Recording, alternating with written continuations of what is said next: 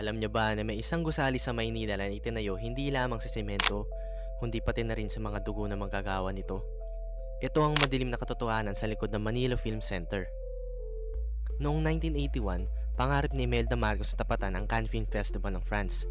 Pero sa pagmamadali, ang labi na dapat ay 6 na linggong trabaho ay tinapos lamang sa loob ng 72 hours. 4,000 tao ang pinagtrabaho ng walang tigil 24 oras. November 17, 1981, gumuhang scaffolding at nalubog ang mga manggagawa sa mabilis matuyong semento. Pero sa halip na saklolo, ay media blackout ang ipinatupad. 9 oras bago pinapasok ang mga rescuer dahil kailangan muna maghanda ng official statement.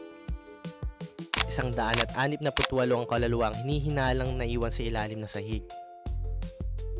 Makalipas ang ilang buwan, tumampa ang mga elite sa opening night na parang walang nangyari.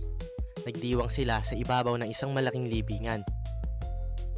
Hanggang ngayon ay nakatayo pa rin ang gusali, abandonado at saksi sa isang deadline na sinulat sa dugo. Kayo, naniniwala ba kayo na ang ebidensya ay hindi lang nakikita, kundi nararamdaman din?